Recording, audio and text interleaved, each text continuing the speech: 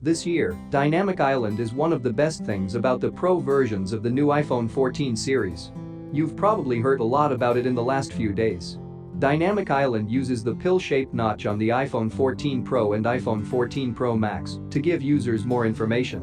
Here is everything you need to know about how the feature works. What is the Island of Dynamic? Dynamic Island is a feature on the iPhone 14 Pro and iPhone 14 Pro Max that changes the size of the pill-shaped notch.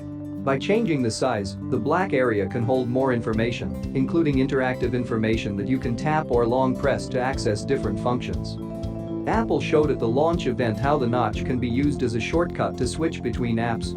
It can show what's playing, where you are on a map, what's being recorded, what calls are going on, and more.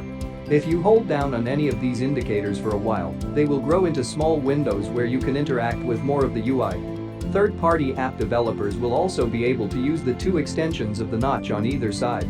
So, expect Dynamic Island to have more interactive shortcuts in the future. How to play Dynamic Island? The animations in Dynamic Island are so smooth that you can't help but notice them. When you close an app that works with Dynamic Island, it immediately goes to it. Depending on what the app lets you do, the cutout gets bigger. When you set a timer, for example, the iPhone shows you the progress in real time at the top of the screen. When you press and hold on Dynamic Island, the app's widget grows and shows some simple controls. You can pause or turn off timers right from Dynamic Island. The same goes for apps like FaceTime and Music. Some system actions, like turning on focus mode or putting the iPhone on the charger, also start animations on Dynamic Island. One of Apple's undocumented behaviors that we can now see is how picture-in-picture videos are handled by Dynamic Island. Not surprisingly, you can't drag a pip window over the cutout.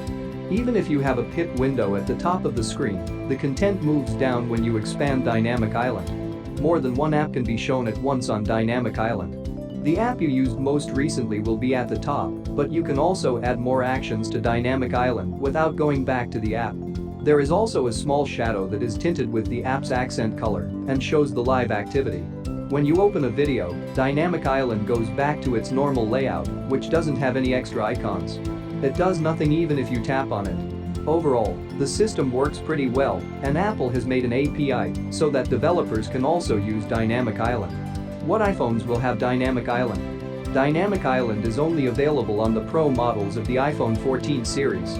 For now, only the iPhone 14 Pro and the iPhone 14 Pro Max can use this feature.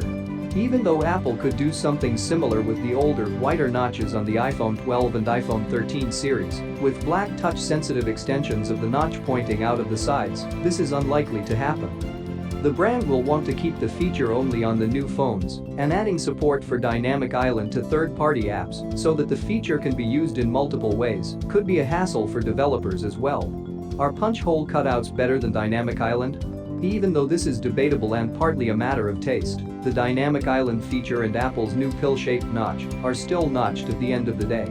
This means that it will still cover a part of your screen, making it harder to watch movies or play games. Punch holes are still the best way to get more screen space and make games and movies less distracting.